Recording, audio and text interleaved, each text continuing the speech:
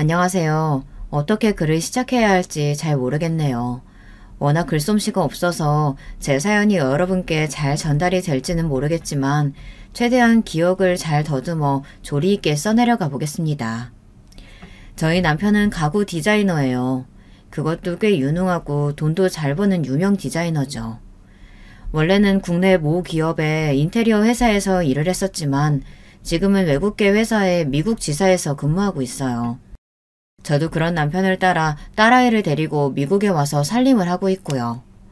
처음에 외국살이에 적응하기가 좀 힘들었지만 지금은 매일매일 행복한 일상을 보내고 있습니다. 저희 가족이 이런 행복을 얻기까지는 참 많은 일들이 있었어요. 지금은 다 지나간 과거의 일들이지만 그때를 다시 떠올리면 벌써부터 마음이 참 답답해집니다. 저와 남편은 회사에서 처음 만난 사이였어요. 글에 적었던 국내 모 대기업 인테리어 회사요. 저도 인테리어 관련 일을 했었거든요. 물론 남편처럼 유능하고 이름난 디자이너는 아니었습니다. 그저 평범한 사원이었고 남편과는 거리가 먼 사람이었어요. 남편은 언제나 사람들에게 둘러싸여 있었고 어딜 가나 촉만 받는 인재였습니다. 모두가 남편과 친해지기 위해 난리였고 회사 여사원들은 다들 남편에게 호감을 가지고 있었죠.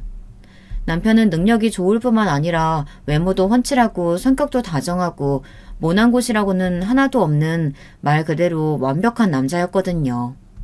게다가 나이까지 딱 결혼 정년기에 여자친구도 없었으니 회사 여사원들이 다들 눈독을 들일만 했죠. 저도 그 중에 하나였고요. 그러나 제가 남편에게 관심이 있다고 한들 남편은 지극히 평범했던 저에게 당연히 관심이 없을 거라고 생각했고 저는 그저 먼 발치에서 남편을 바라보기만 했습니다. 분명 남편은 저보다 더 잘나고 예쁜 여자가 이상형일 거라고 생각했거든요. 그러던 어느 날이었습니다. 그날도 여느 때와 같이 회사에 출근해 일을 하고 있었는데 남편이 제게 먼저 말을 걸어왔어요. 남편이 제 존재를 알고 있다는 사실만으로도 충분히 놀랄 노자였는데 제 이름부터 소속 부서까지 알고 있더라고요. 그날의 대화를 기점으로 저와 남편은 빠르게 가까워지기 시작했습니다. 지금도 남편이 회사에 다른 예쁘고 능력 있는 여자들을 두고 왜 저를 선택했는지 그 이유가 의문이에요. 남편은 회사에서 당신보다 예쁜 여자가 없었다며 입에 발린 소리를 하기는 하지만요. 그렇게 연인 사이가 된 저와 남편은 얼마 지나지 않아 결혼 이야기를 나누게 되었습니다. 남편은 저와 결혼하면 정말 행복할 것 같다. 당연히 결혼할 생각이 있다 말하면서도 어딘가 조금 망설이는 눈치더라고요. 그래서 혹시 무슨 문제라도 있냐 물으니 남편은 사실 지금껏 하지 못했던 이야기가 있다며 남편의 어머니 이야기를 꺼냈습니다. 우리 어머니께서 조금 특이하셔. 우리 부모님 나 어렸을 적에 이혼하셨다는 얘기는 했었지. 정확한 이유는 모르겠지만 아마 어머니 때문일 거야. 어머니에 대해 너한테 전부 다 말해주면 괜히 선입견 생길까봐 자세히 이야기해주진 못하겠지만 이상한 점이 좀 많으신 분인 건 인정해. 하지만 알고 보면 그렇게 나쁜 분은 아니셔. 결혼 후에 너한테까지 피해가는 일 없게 최대한 노력해볼게. 더 자세히 캐묻지 말고 그냥 나 한 번만 믿어주라. 당시 저는 남편에게 푹 빠져있던 상태였고 훤칠한 외모에 능력이 좋은 남편이 제게는 1등 신랑감처럼 느껴졌기에 겨우 시어머니 성격이 조금 특이하다는 이유로 결혼을 망설일 생각은 없었습니다. 당연히 괜찮다 답했고 그렇게 저와 남편의 결혼 준비는 일사천리로 진행되었습니다. 저희 부모님께서도 남편을 마음에 들어 하셨고 회사에서 그렇게 인기 많고 만인의 연인이던 사람을 결국 내가 쟁취하겠구나 하는 성취감까지 들었어요.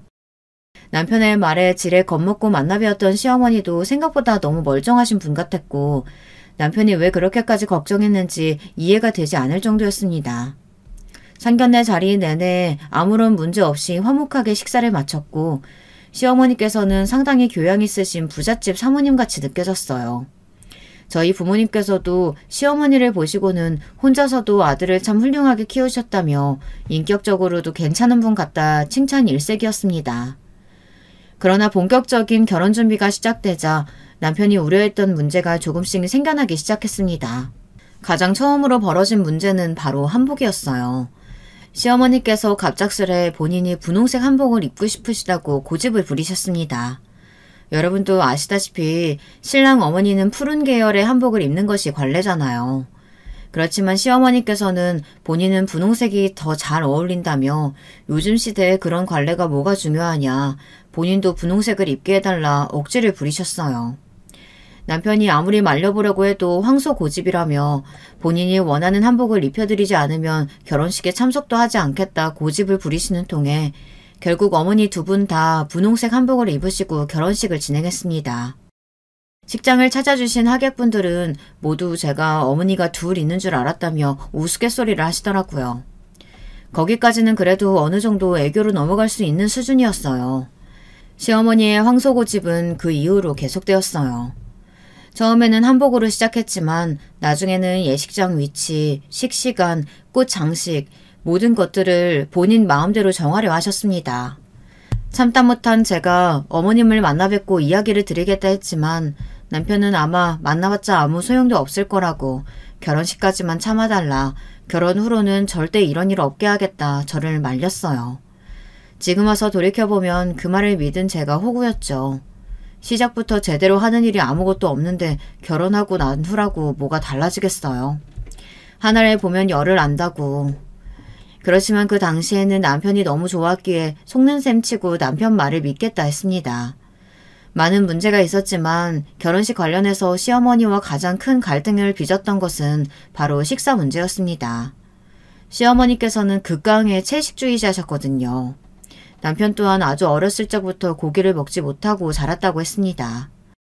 그래서 초등학교 시절에는 남들보다 키도 작고 엄청 마른 체형이었다고 하더라고요. 급식에서 나온 고기도 일절 손을 못 대게 하셨지만 남편은 그런 시어머니의 눈을 피해 밖에서 몰래 고기를 먹었다고 해요.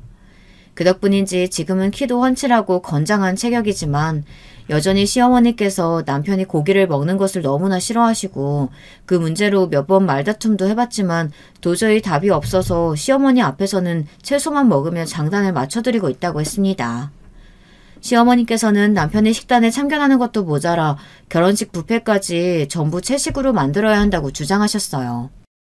여러분께서는 이 상황이 이해가 가시나요? 아무리 본인이 채식주의자라고 해도 그렇지 저희 결혼식을 찾아주시는 하객분들이 시어머니 때문에 풀만 뜯어먹고 가실 이유는 없잖아요.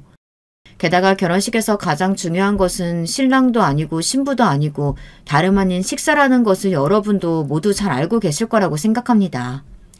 채식 뷔페라니 생각만으로도 너무나 끔찍하고 하객분들에게 예의가 아닌 행동이라 느껴졌어요. 시어머니께서는 몹시 강경하셨지만 저도 이것만큼은 절대 양보할 수가 없었고 식장 측에서도 따로 채식 뷔페는 준비해주기 어렵다는 의견을 전달해 결국 뷔페는 원래대로 진행하게 되었습니다. 그때 이상함을 느끼고 결혼 준비해서 발을 뺐어야 했는데 도대체 사랑이 뭐라고 그렇게 눈이 멀었는지 모르겠어요. 완전 불나방이 따로 없었죠. 말도 많고 탈도 많던 결혼식이 어찌어찌 끝나고 신혼생활이 시작되었지만 신혼생활은 제가 상상했던 것만큼 달콤하고 행복하지는 않았습니다. 저는 결혼 후에도 계속해서 회사를 다닐 생각이었지만 시어머니의 생각은 조금 달랐던 모양이에요. 시어머니께서는 여자는 집에서 살림을 하는 게 맞다. 남편이 멀쩡히 잘 살아있는데 무슨 여자가 바깥으로 나도나면서 그냥 집에서 살림이나 하고 남편 뒷바라지나 하라고 제 회사 복귀를 막으셨습니다. 남편 또한 돈은 본인이 벌어올 테니 제가 집에서 살림을 해주길 바라는 눈치였고요. 조금 아쉽기는 했지만 남편이 유능하고 벌이도 좋은 사람이었으니 크게 고집 부리지 않고 회사를 그만두었어요. 저희가 신혼생활이 시작했던 곳은 신축 아파트였는데요. 시댁과는 엎어지면 코다울 거리였고 시어머니께서는 아침에 눈을 뜨시자마자 저희 집으로 오셔선 저녁을 먹고 잠들기 직전까지 계시다 가시기 일쑤였습니다. 따로 살았지만 사실상 거의 모시고 사는 수준이었고 스트레스가 극심했어요. 시어머니의 남편에 대한 집착은 정말 상상 초월이었습니다. 드라마나 영화에서만 보던 못된 시어머니의 정석이었어요. 세상에 이런 사람이 정말 존재하는구나 싶었죠. 같은 밥을 먹어도 남편 입에 들어가는 건 가장 귀한 것들로만 골라서 먹이시고 제 입에 들어가는 건 걔도 못 먹을 만한 것들이어도 전혀 신경 쓰이지 않는 모양이었습니다.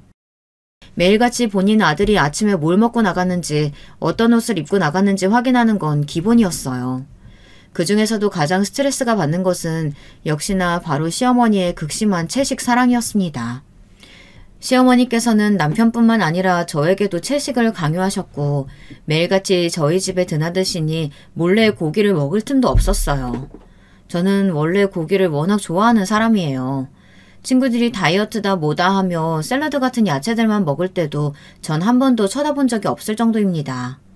밥상에 고기 반찬이 없으면 밥이 안 넘어가는 사람인데 결혼하고 나서부터는 극성맞은 시어머니 때문에 두부 넣은 시래기 된장국에 나물들만 먹고 사려니 진짜 미치고 돌아버릴 노릇이었어요. 사람이 먹는 즐거움이 정말 크잖아요. 제대로 먹지 못하니 너무 힘들고 잠도 잘 못 자겠고 시어머니가 집으로 돌아가신 후에 야식으로 먹으면 되질 않느냐 생각하실 수도 있지만 시어머니께서는 매일같이 9시, 10시나 되어서야 집을 나서셨고 밤늦게 뭘 먹는 것도 한두 번이지 매일 야식을 먹으면 다음날 소화도 안 되고 속도 안 좋고 무엇보다도 제가 좋아하지도 않은 음식들을 매일같이 차려대고 메뉴를 구성하는데 채식밖에 할 수 없다는 사실이 제일 스트레스 받는 부분이었습니다. 게다가 밥 먹을 때마다 어찌나 채식 거리며 고기 먹는 사람들을 싸잡아서 비하하고 욕하시는지 귀에서 피가 나는 기분이었어요. 고기 먹는 사람들은 전부 다 야만인이야. 돼지며 소며 걔네가 우리랑 같은 생명이지 다른 생명이니? 사람들이 사람들을 잡아먹지는 않잖아. 인간이 왜 짐승이 아니라 사람인데 교양이 있기 때문이잖아. 고기 먹는 인간들은 전부 인간이 아니라 짐승이나 마찬가지다. 그만큼 교양 없이 격떨어지는 인간들이란 뜻이지. 우리는 그런 인간들이랑 똑같아서는 안 돼. 네가 채식에 불만 있는 건 알고 있다. 그동안 살아온 긴 세월 동안 야만적인 고기의 맛에 길들여져서 그런 거겠지. 지금은 힘들어도 조금만 버티면 입맛이 채소 본연의 맛에 맞게 바뀌게 될 거다. 그때까지 무슨 일이 있어도 고기 같은 건 일체 입에 대지도 마라. 우리 아들 봐봐. 어렸을 적부터 채소만 먹여서 키웠더니 생긴 것도 훤칠하고 두뇌도 명석하지 않니? 고기 같은 적은 음식 먹고 자란 너랑 다르게 훌륭하게 성장한 거야. 그럴 때마다 남편이 옆에서 좀 거들어주면 좋으련만 남편은 얄밉게 찍소리도 안 하고 밥만 먹었습니다. 결혼하면 최대한 저한테 피해가 안 오게 막아준다던 남편은 여전히 결혼식 때처럼 아무것도 하는 일이 없었어요. 시어머니 앞에서는 한마디도 못하고 뭐든 내내 거리면서 시어머니 말이면 죽는 신용이라도 할 기세였습니다. 그러면서 시어머니께서 집으로 돌아가신 후 새벽에 야식으로 치킨을 시켜달라느니 라면을 끓여달라느니 뻔뻔하게 부탁하는 모습을 보면 우라가 치밀었어요.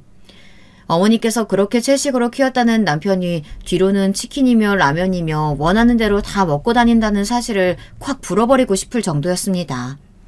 남편이 괜히 내 편이 아니라 남편이라고 불리는 게 아니더라고요. 게다가 시어머니의 문제는 채식뿐만이 아니었습니다. 앞으로 이야기할 것들에 비하면 사실 채식 정도는 귀여운 수준이라고 할 수 있었죠. 일단 시어머니께서는 외모에 대한 집착이 너무나도 심했습니다. 물론 여자들은 나이를 먹어도 다 똑같은 거 알고 있어요. 저부터도 한 아이의 엄마가 되었지만 여전히 꾸미는 데에 관심도 많고 외모를 신경 쓰니까요. 하지만 시어머니께서는 외모 욕심이 과해도 너무나 과하셨습니다. 아침 저녁으로 오이팩을 하시질 않나, 피부에 좋다고 우유를 들이채로 사와서 우유 목욕을 하시지 않나, 채식주의자라면서 생명을 아까워하신다는 분이 소들을 착취해서 짜낸 우유를 사용해도 아무렇지 않으신 모양이었습니다.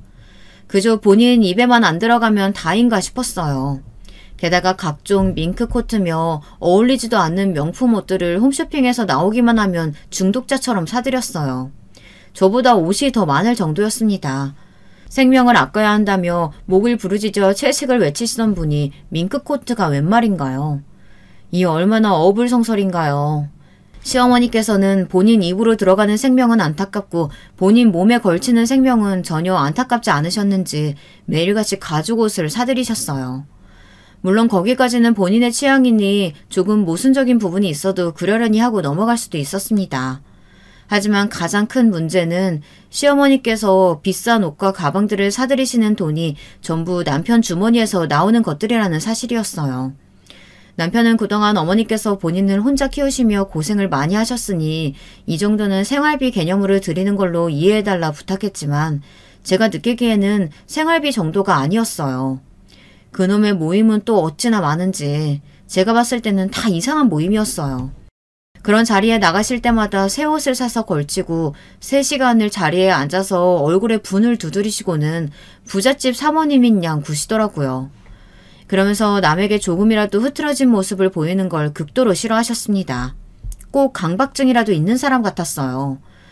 저에게 하루가 다르게 오늘 본인의 얼굴이 어떻냐 저렇냐 물어보시고 하루 종일 손거울을 손에서 놓으시지 않았습니다. 본인은 아니라고 주장했지만 공주병 그 자체였어요. 시어머니 얼굴에 작은 뾰루지라도 나는 날에는 집 전체가 재앙이었습니다. 하루 종일 그 뾰루지를 들여다보며 괜찮아졌니 어쨌니 얘기를 늘어놓으시고 이것 때문에 얼굴이 다 망했다느니 소리를 지르시질 않나 갑자기 우시지를 않나. 처음엔 그런 시어머니의 모습을 봤을 때는 좀 불경스러운 말이지만 치매가 오신 줄 알았어요. 보통 노년의 여성이 얼굴에 뾰루지 하나 났다는 이유로 사춘기 소녀처럼 속상해하지는 않잖아요. 그만큼 제 눈에는 시어머니의 모습이 정상적인 사람처럼 보이질 않았습니다. 이런 시어머니의 예민한 기질은 외모뿐만이 아니라 다른 곳에도 똑같이 적용되었어요. 시어머니께서는 빨래며 설거지며 본인만의 방법이 정해져 있었고 제가 반드시 그 방법과 똑같이 집안일을 따라야 했습니다. 접시 놓는 자리, 국그릇 놓는 자리가 따로 있을 정도였고 제가 어쩌다 그렇게 하지 않고 다르게 그릇을 놓으면 불같이 화를 내시며 자리를 왜 지키지 않았냐고 짜증을 내셨어요. 빨래 또한 본인 방법대로 개놓지 않으면 아무렇게나 펼쳐서 저에게 던지시면서 다시 접으라고 고래고래 소리를 지르셨습니다. 무슨 강박증 환자도 아니고 도대체 내가 왜 이렇게까지 해야 하나 싶어 남편에게 이야기를 꺼내봐도 우리 어머니 유별나시다고 했잖아. 결혼 전에도 다 이야기했었는데 왜 이제 와서 모르는 척 이야기하냐? 뻔뻔한 대답뿐이었고 너무 짜증이 났어요. 제 손으로 선택한 남편이지만 너무나 후회스러운 기분이었습니다. 저런 인간 뭐가 좋다고 뭘 믿고 이런 생지옥에 스스로 걸어들어왔나 싶었죠. 다른 것들은 다 그렇다 치고 100번 참고 넘어가도 근본적으로 가장 견딜 수 없었던 것은 바로 저에 대한 무시와 폭언이었습니다. 시어머니께서는 본인 아들을 너무나 사랑하시는 분이었고 아마 이 세상 어떤 여자를 데려와도 본인 아들이 더 아깝다고 말할 만큼 아들에 대한 자부심이 대단하셨어요. 어떻게 처음 인사드리러 갔던 날 그렇게 인자한 얼굴로 아무렇지도 않은 척 연기를 하실 수 있었는지 신기할 따름이었습니다. 틈만 나면 저에게 본인이 어떻게 아들을 키워냈는지, 이혼한 후 어떤 고생들을 하며 지내셨는지 옛날 이야기들을 쏟아내셨고 하도 들어서 이야기 패턴까지 다 기억할 정도입니다. 남편하고 갈라서고 나서 세상이 얼마나 막막하던지. 요즘 같은 세상에야 여자들이 아무렇지 않게 남자들처럼 대접받고 살아가지. 나 때만 해도 여자들은 혼자서는 아무것도 못하는 존재였다. 나나 되니까 이렇게 네 남편을 훌륭하게 키워낸 거야. 그때 엄마들 봐라. 고기랑 가공식품이 얼마나 몸에 안 좋은지도 모르고 소세지며 라면이며 지들 자식한테 아무렇지도 않게 먹이니 애들이 그렇게 매가리도 없고 볼품없게 자라지. 난 그때부터 선견지명이 있었던 거야. 우리 아들 봐봐라. 얼마나 잘 컸니? 얼굴도 잘생겨, 키도 커, 공부도 잘해. 성격도 어쩜 저렇게 좋아. 아유, 어쩜 저렇게 나를 쏙 빼닮았는지 몰라. 이게 다 내가 어렸을 적부터 채식을 시켰던 탓이다. 몸에 안 좋은 고기 먹지 않고 자라니 뭣도 모르는 인간들이 떠들어대는 말과는 다르게 오히려 키가 더 컸잖아. 게다가 성격도 야만스럽지 않고 말이야. 아유, 그에 반해 너는 아유, 어렸을 적부터 얼마나 고기를 먹고 자랐는지 뻔히 보인다 보여.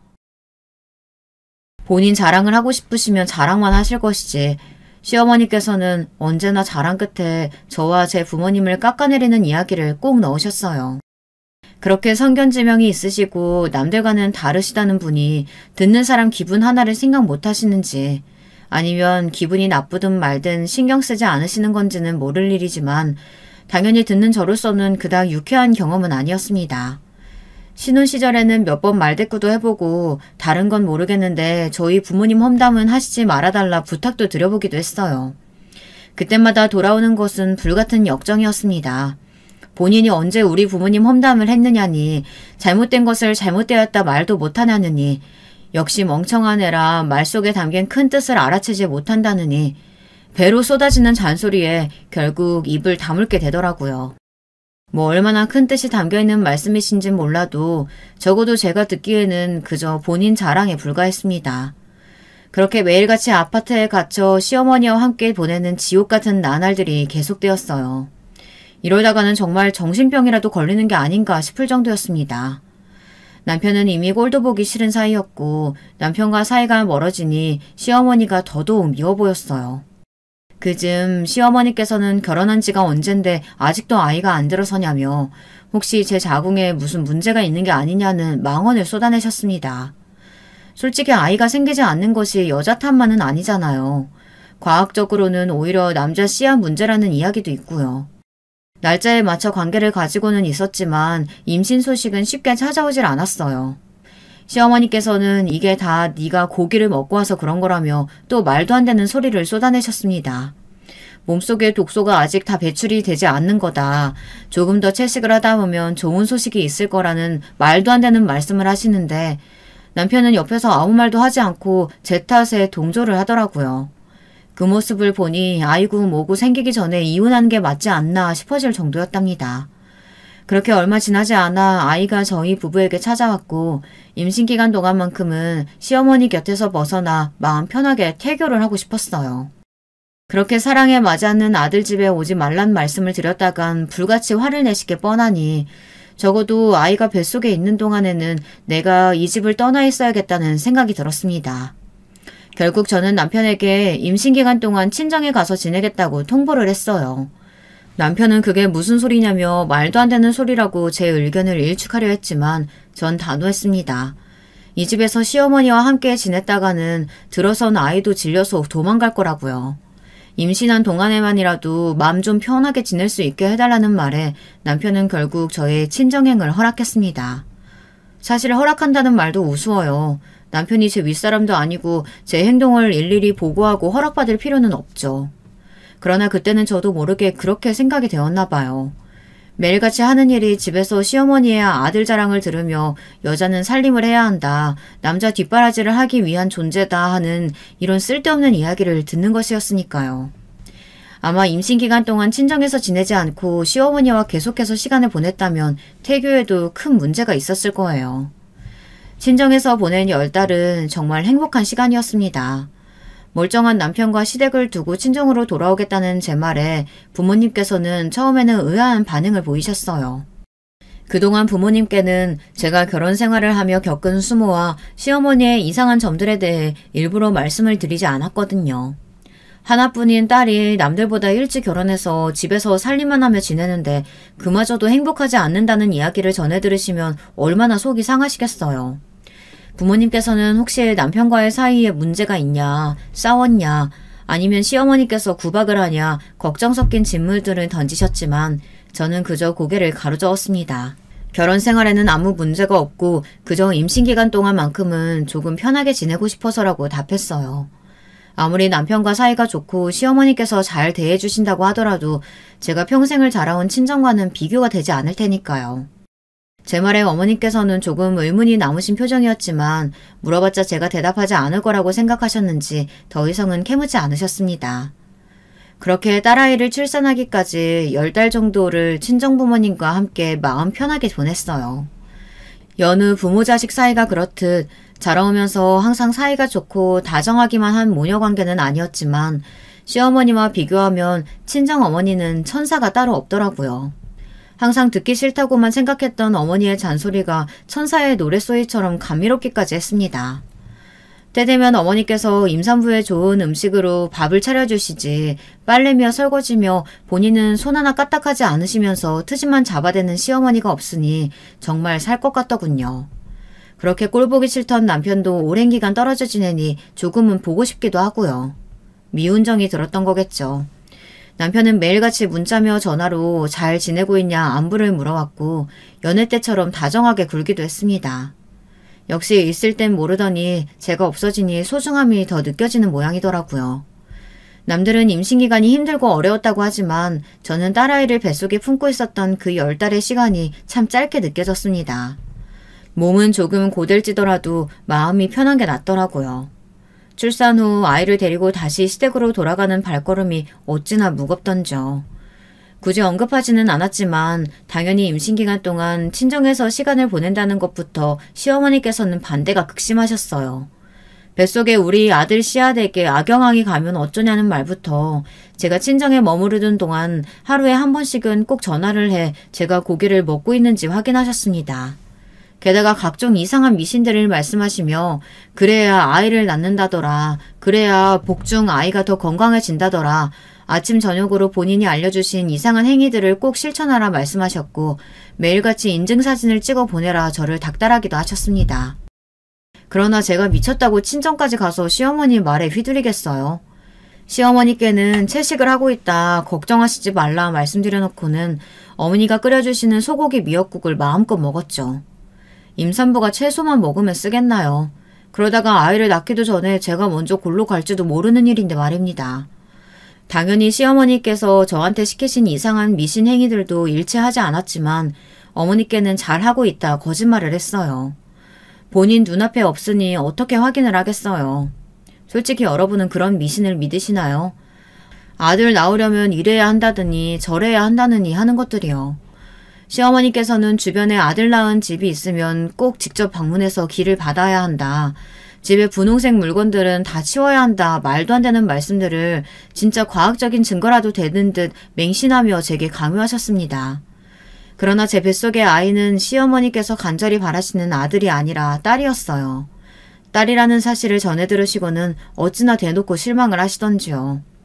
우리 아들이 씨앗은 제대로 줬는데 네 뱃속에서 털을 잘못 잡아줬다느니 그런 이상한 말씀들을 하시길래 네네 그렇겠죠 하고 적당히 맞장구를 치며 넘겼습니다. 본인이 그렇게 좋아하시는 과학적 증거들을 들어서 이야기해보자면 사실 아이의 성별을 결정하는 것은 난자가 아니라 정자라고 해요. 결국 시어머니께서 그렇게 자랑하시는 아들이 제게 준 씨앗이 애초에 딸이 될 종자였다는 뜻이죠. 그러나 그 자리에서 어머니와 제 탓이네 남편 탓이네 왈가왈부하며 신랑이를 버리고 싶은 생각은 전혀 없었기에 입을 다물고 있었습니다. 시어머니의 상식 밖의 행동은 아이가 태어난 후에도 계속되었어요. 따져보면 아이가 태어난 후로 더욱 심해졌다고 할 수도 있겠네요. 제가 가장 스트레스를 받았던 부분은 역시나 시어머니의 지독한 채식 사랑이었습니다. 시어머니는 저희 딸에게도 일체 고기를 먹여서는 안 된다. 아이의 이유식에 들어가는 재료들을 일일이 본인이 확인하고 검사하셨어요. 솔직히 제 입에 들어가는 것은 100번 양보해서 시어머니께 어찌어찌 맞춘다고 하더라도 엄마가 된 입장에서 아이 입에 들어가는 것은 도저히 양보가 안 되잖아요. 시어머니께 병원에서 아이에게 고기를 꼭 먹으라고 했다.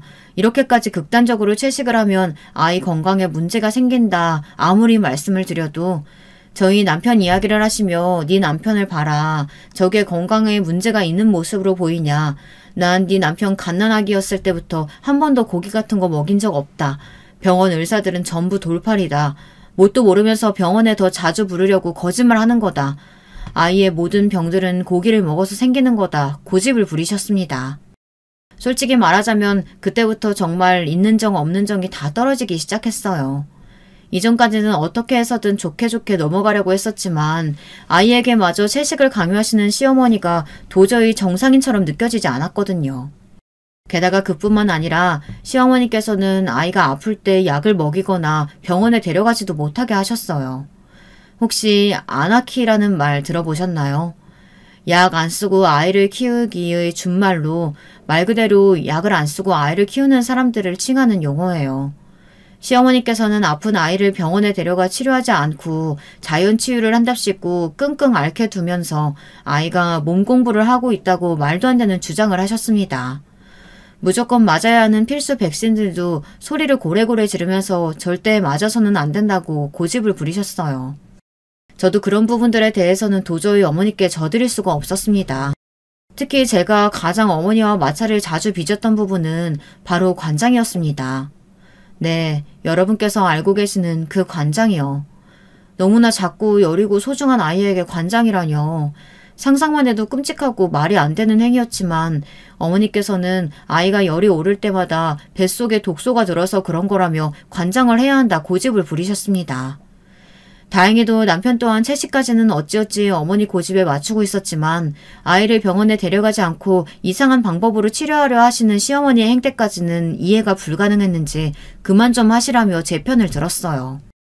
만약 남편마저 시어머니의 장단에 맞춰 아이에게 이상한 짓을 하려고 했다면 저는 더 이상 참지 못하고 그대로 이혼을 결심했을 것 같아요.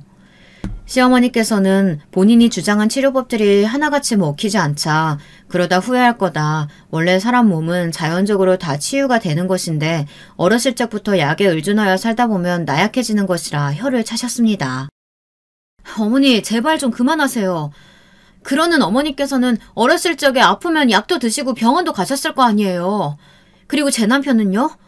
남편도 어렸을 적에 아프면 약 먹고 병원도 가고 할 거 다 했다던데 왜 저희 애한테만 그러시는 거예요? 그리고 저희 딸 어머니 아이 아니에요. 하나부터 열까지 어쩜 그렇게 어머니 마음대로만 하려고 하세요? 뭐가 내 애가 아니야? 우리 아들 애니까 내 애나 다름없지. 너 지금 애 낳았다고 유세냐? 아들도 못 낳고 쓸데없는 딸이나 낳은 주제에 뭐가 그렇게 살았다고 시애미한테 눈을 똑바로 뜨고 대들어? 그래, 나나 우리 아들이나 예전부터 아프면 약 먹고 병원 가고 다 했다. 그러니 지금 조금만 아프면 골골대는 거 아니야. 내가 설마 내 소녀 잘못되라고 이상한 걸 시키겠니? 나랑 내 아들은 실패했으니 우리 손주라도 건강하게 살 수 있도록 내가 도와주는 거잖아. 아휴, 이미 고기 먹여서 반쯤은 실패했지만 병원이라도 안 가야지. 너 무지도 죄라고 했어. 나중에 네 애한테 미안하지도 않을 것 같니? 엄마가 돼서는 아이 몸에 대해서 공부하고 노력을 해야지. 조금 아프면은 바로 병원에 데려가고 무슨 성분이 들어있을지도 모르는 약 먹이고 그래도 되는 거야? 시어머니께서는 도저히 대화가 통하는 상대가 아니셨습니다. 꼭 본인이 만든 세상에 갇혀 사시는 분 같았어요. 전부터 이상한 분이라는 건 알고 있었지만 아이를 병원에 데려가면 안 된다고 악을 쓰는 모습이 정말 무서울 정도였습니다. 남편 또한 그런 시어머니를 말리며 제발 좀 그만하시라. 아버지께서도 어머니가 이렇게 말도 안 되는 억지를 자꾸 부리시니 견디지 못하고 이혼하신 게 아니냐 언성을 높였습니다. 시어머니께서는 남편 입에서 나온 아버지 얘기에 꼭 발작이라도 하시는 것처럼 몸을 덜덜 떠셨어요. 어떻게 네가 나한테 그런 말을 할 수가 있냐.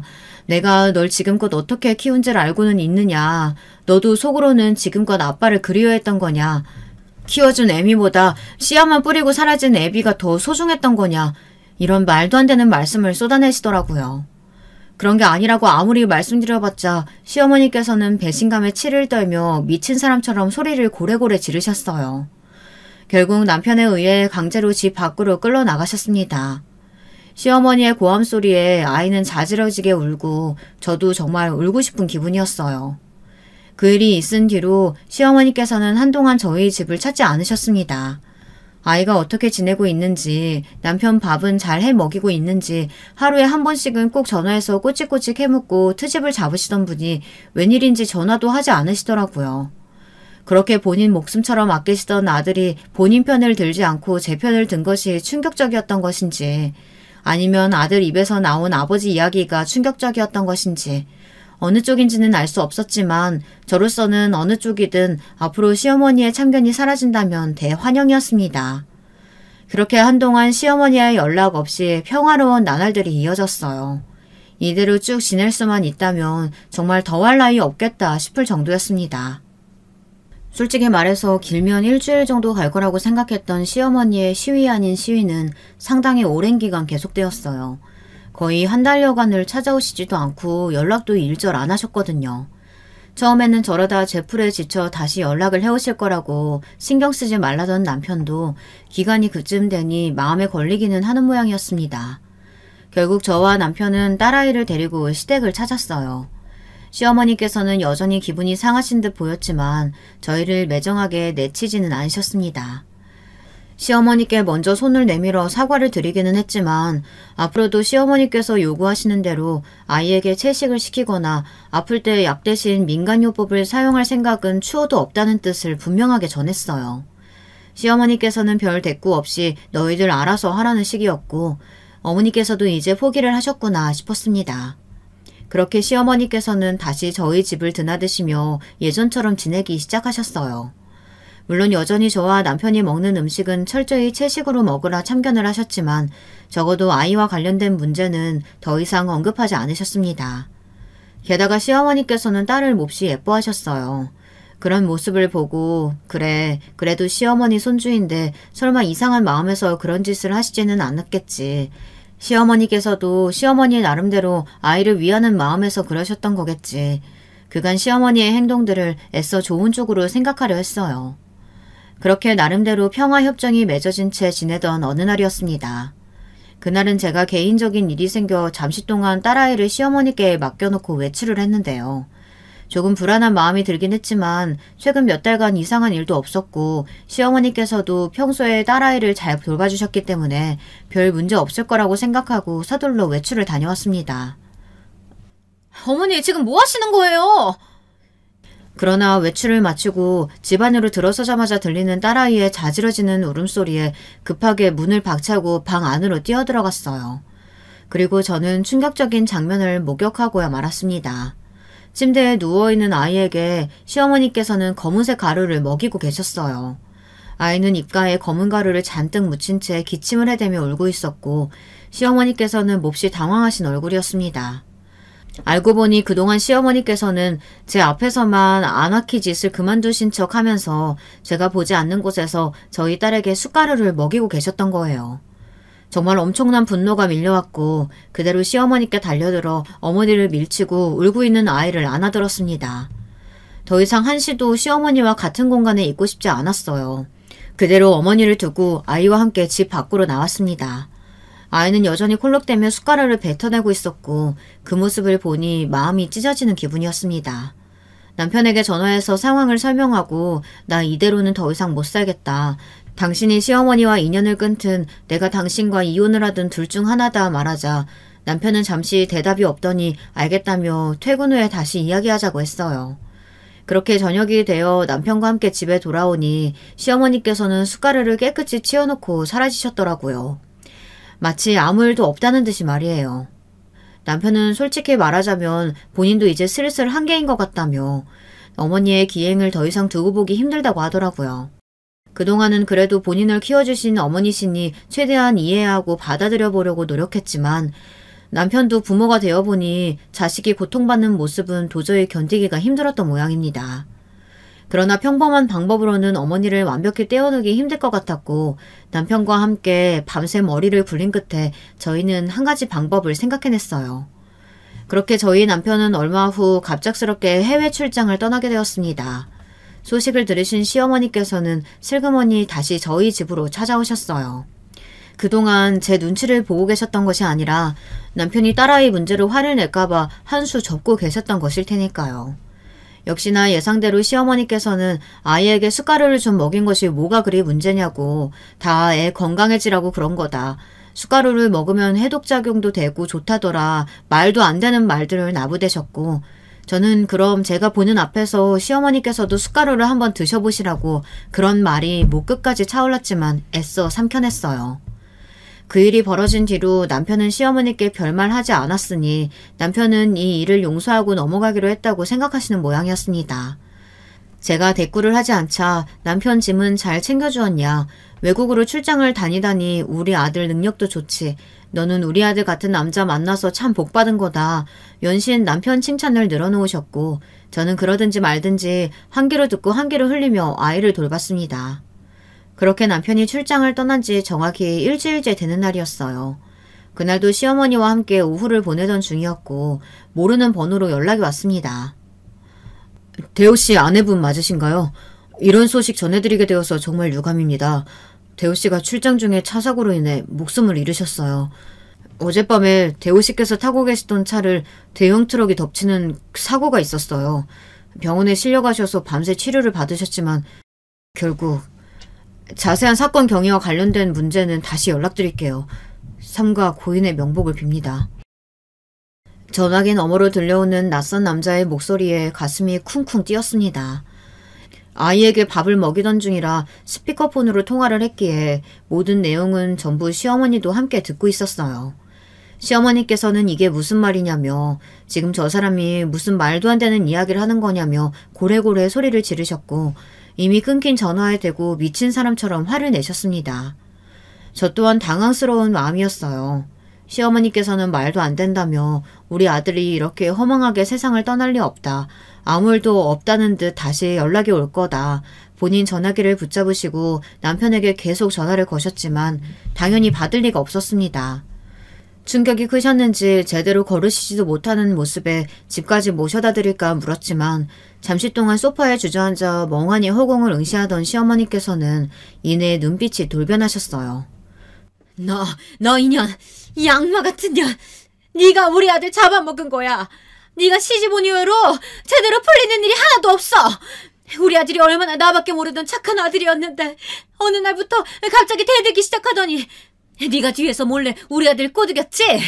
하늘에서 네 년한테 천벌을 내린 거야. 우리 착한 아들은 그 벌을 대신해서 받은 거고 네가 우리 아들 잡아먹은 거야. 이 악마 같은 년아. 내 더러운 핏줄을 데리고 당장 내 눈앞에서 사라져. 꺼지란 말이야. 시어머니께서는 미친 사람처럼 악다구니를 쓰시며 저와 딸아이를 마구잡이로 밀치셨고 저는 그런 시어머니께 특별한 저항을 하지 않은 채 집 밖으로 쫓겨났습니다. 당연히 핸드폰을 제외하고는 아무것도 들고 나오지 못했지만 크게 상관없었어요. 모두 예상했던 대로였거든요. 저는 그렇게 집을 나서서 호텔로 향했습니다. 어땠어? 어머니께서 좀 믿으시는 것 같아? 호텔에는 출장을 갔다던 남편이 묻고 있었습니다. 네, 처음부터 끝까지 모두 거짓말이었고 저와 남편의 사기극이었어요. 아무리 머리를 굴려봐도 남편이 이 세상에서 사라지지 않는 이상 시어머니와 남편의 질긴 인연을 끊기가 어려워 보였거든요.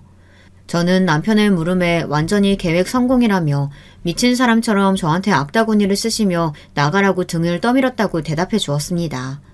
그 다음날 집을 찾아가 봤지만 예상한 대로 현관 비밀번호가 바뀌었더라고요. 시어머니께서는 전화도 받지 않으셨고 저는 딸아이를 데리고 시댁으로 찾아갔습니다. 시댁 문을 한참 동안 두드렸지만 안에서는 아무런 인기척이 없었어요. 아무래도 시어머니께서는 저희 아파트에서 지내고 계신 것 같았습니다. 계획을 확실히 마무리 짓기 위해서는 시어머니와 단판을 지어야 했기에 다시 아파트를 찾아가 벨을 눌렀습니다. 안에 계신 거 다 안다. 얘기 좀 하자. 최대한 불쌍한 목소리를 내며 한참 동안 사정을 하니 드디어 문을 열어주시더라고요. 아들도 죽은 마당에 내가 너랑 얼굴 마주하며 살아야 할 이유가 뭐가 있니? 너한테 넘겨줄 유산이며 재산 아무것도 없으니까 뭐 받아갈 생각하지 말고 조용히 사라져라. 네가 우리 아들 잡아먹은 건 하늘에서 내리신 천벌이라 생각하고 참아줄 테니까.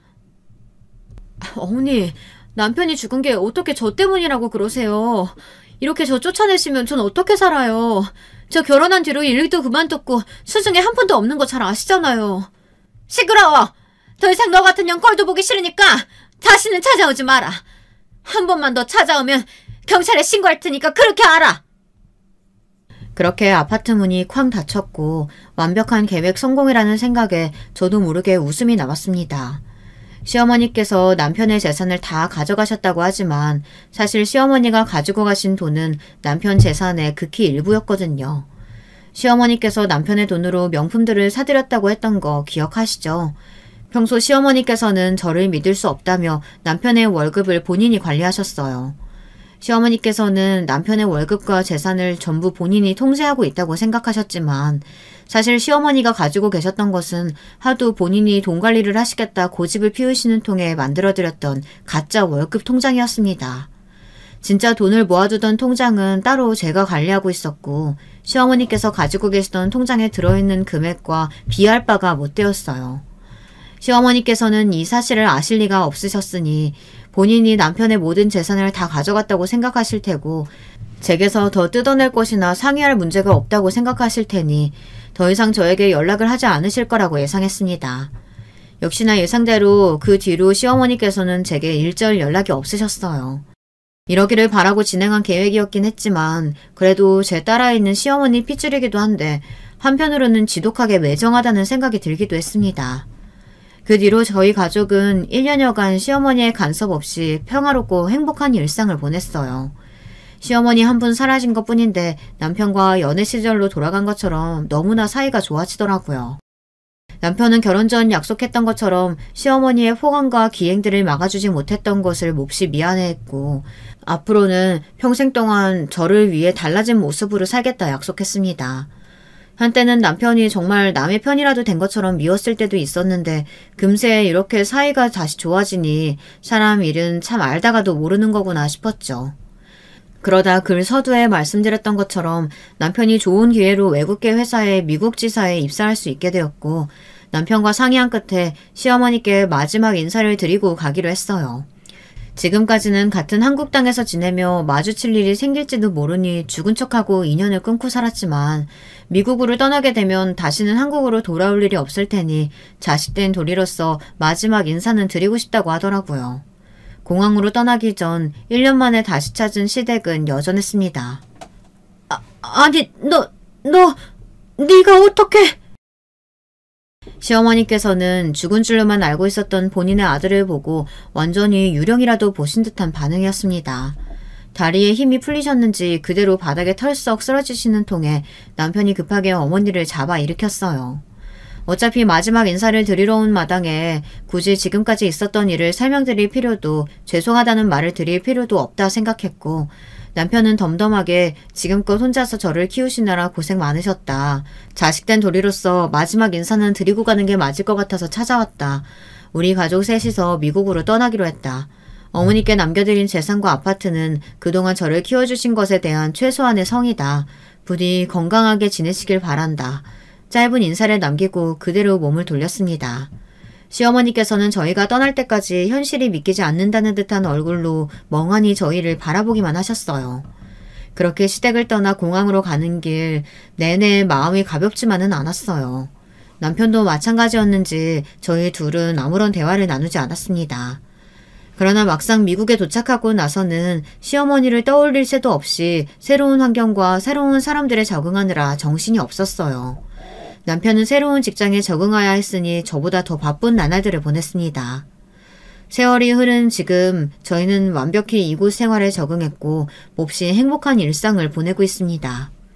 가끔은 한국에서 홀로 지내고 계실 시어머니가 문득 떠오르기도 하지만 결코 그분이 그립지는 않아요.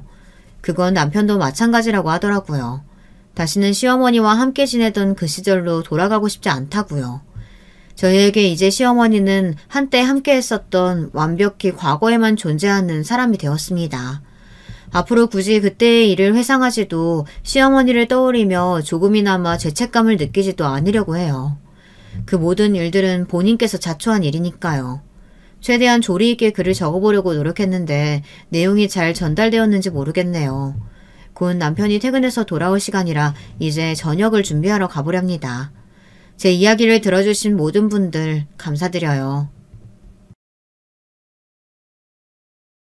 안녕하세요. 저는 세상 돌아가는 얘기에 관심이 워낙 많아서 사연 듣는 것도 좋아하는 사람입니다.